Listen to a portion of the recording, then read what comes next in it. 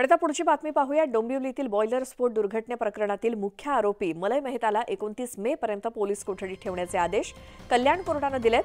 कामगारांचे मृत्यू सार्वजनिक मालमत्तेच्या नुकसानीस कारणीभूत ठरल्याचा ठपका ठेवत मानपाडा पोलिसांनी अमुदान केमिकल कंपनीचा मालक मलय मेहताला अटक केली आणि आता कल्याण कोर्टाने त्याला 29 मे पर्यंत पोलीस कोठडी सुनावली आहे।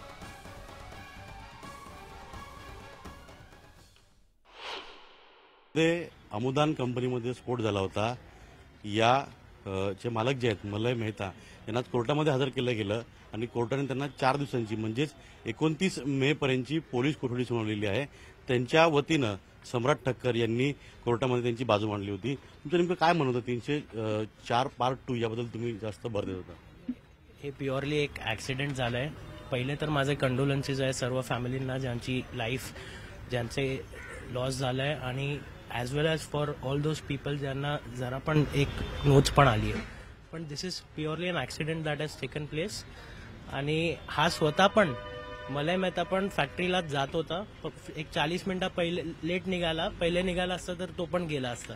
17 वर्षापासून तिकडे फॅक्टरी चालते आणि आजपर्यंत असं काही झालं नाही। बट माय फर्स्ट कंडोलन्सेस आणि बाकी matter is subjudice, so I will not comment. पण पोलिसांची आर्ग्युमेंट अशी होती की तिथं कागदोपत्री परवानगी तुमच्याकडे सर्व होत्या, पण प्रत्यक्षात तिथं काय घडत होतं याची माहिती घ्यायची होती, कारण का मला डे टू डे बेसवरती कंपनी चालू होती। On merit I will not comment because matter is subjudice. पण कुठल्या बेसवरती आपल्याला 4 दिवसांची पोलीस कोठडी दिली? साहेब मॅटर सबज्युडाइज म्हणून काही बेसवर दिली साहेब 4 दिवसची पीसी दिली आहे, मग पुढे बघू। 304 पार्ट 2 लावलंय म्हणून दिली आहे, बघू आपण पुढे। त्यावर तुमचं आर्ग्युमेंट काय होतं 304 पार्ट 2 वर?